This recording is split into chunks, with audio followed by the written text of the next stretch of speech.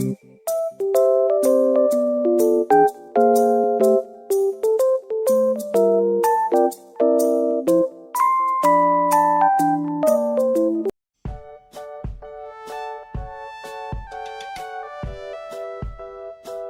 pembelajaran merupakan bentuk pembelajaran yang menggambarkan proses kegiatan belajar mengajar dari awal sampai akhir yang disajikan secara khas oleh guru. Selain itu, mode pembelajaran juga merupakan bungkus atau bingkai dari penerapan suatu pendekatan, metode, strategi, dan teknik pembelajaran. Sebuah mode pembelajaran biasanya tidak dipakai untuk menjelaskan proses pembelajaran yang rumit, tetapi mode pembelajaran dipakai untuk menyederhanakan proses pembelajaran dan menjadikannya lebih mudah dipahami dalam tindakan saat proses pembelajaran berlangsung. Guru harus berkaitkan mode-mode pembelajaran pada materi yang diajarkan kepada siswa. Model yang cocok digunakan untuk anak SD yaitu ada 3. Yang pertama, ada mode pembelajaran inquiry based learning. Yang kedua, ada mode pembelajaran jigsaw. Yang ketiga, ada mode pembelajaran simulasi. Yang pertama, ada mode pembelajaran inquiry based learning, yaitu mode pembelajaran berbasis keingintahuan. Tidak hanya menekankan perolehan atau penemuan jawaban-jawaban atas keingintahuan peserta didik saja, melainkan lebih dari itu, juga mendorong aktivitas peserta didik melakukan penelusuran, mencari, searching, penemuan, penelitian, dan pengembangan studi atau kajian dan analisis lebih lanjut. Model pembelajaran ini melibatkan siswa pada saat proses pembelajaran langsung dengan menggunakan cara-cara bertanya dan berpikir kritis. Langkah-langkah mode pembelajaran inquiry based learning. Yang pertama, simulation. Yang kedua, problem statement. Yang ketiga, data collection. Yang keempat, data projecting. Yang kelima, verification. Yang keenam, generalization.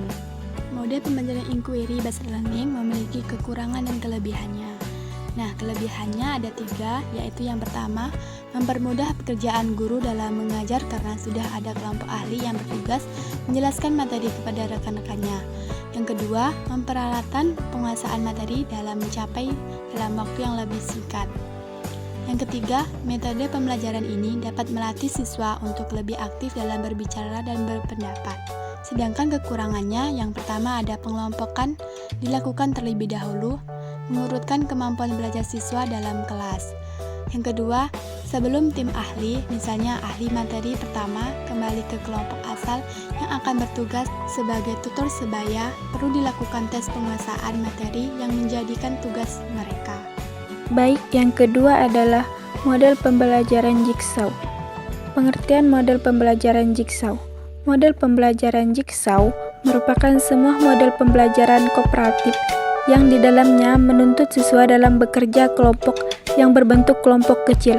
Cara siswa belajar dalam kelompok kecil yang terdiri atas 4-6 orang dan siswa bekerja sama. Selain itu, siswa memiliki banyak kesempatan untuk mengemukakan pendapat dan mengelola informasi yang didapat maupun dapat meningkatkan keterampilan berkomunikasi. Setiap kelompok bertanggung jawab atas keberhasilan kelompoknya dan ketuntasan bagian materi yang dipelajari dan dapat menyampaikan kepada kelompok lainnya. Langkah-langkah model pembelajaran jigsaw. Yang pertama, membentuk kelompok heterogen yang beranggotakan 4-6 orang. Yang kedua, setiap orang dalam kelompok diberi subtopik yang berbeda. Yang ketiga, setiap kelompok membaca dan mendiskusikan subtopik masing-masing dan menetapkan anggota ahli yang akan bergabung dalam kelompok ahli. Yang keempat, anggota ahli dari masing-masing kelompok berkumpul dan menginterogasikan semua subtopik yang telah dibagikan sesuai dengan banyaknya kelompok. Yang kelima, kelompok ahli berdiskusi untuk membahas topik yang diberikan dan saling membantu menguasai topik tersebut. Yang keenam, setelah memahami materi, kelompok ahli menyebar dan kemudian kembali ke kelompok masing-masing, kemudian menjelaskan materi kepada rekan kelompok. Yang ketujuh, setiap kelompok mempresentasikan hasil diskusi.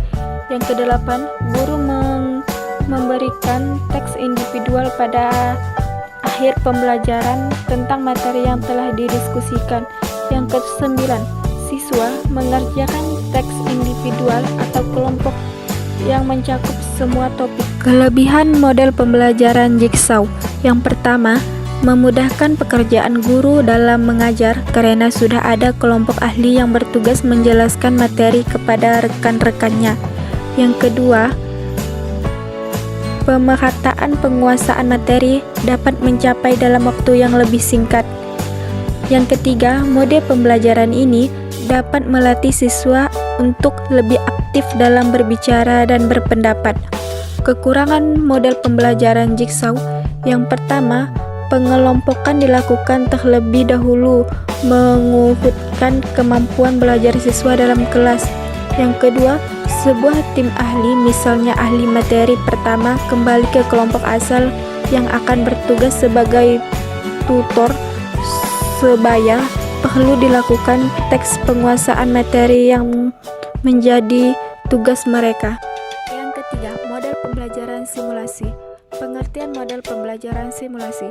Model pembelajaran simulasi merupakan model pembelajaran yang membuat suatu peniruan terhadap suatu yang nyata, terhadap keadaan sekelilingnya atau proses. Model pembelajaran ini dirancang untuk membantu siswa mengalami berbagai proses dan kenyataan sosial untuk menguji reaksi mereka, serta untuk memperoleh konsep keterampilan pengambilan keputusan. Model pembelajaran ini diterapkan di dalam proses pembelajaran dengan tujuan mengaktifkan kemampuan dalam bertindak. Pendekatan simulasi dirancang agar mendekati kenyataan di mana gerakan yang dianggap kompleks sengaja dikontrol. Misalnya, dalam proses simulasi ini dilakukan dengan menggunakan simulator. Metode simulasi merupakan salah satu metode mengajar yang dapat digunakan dalam pembelajaran kelompok.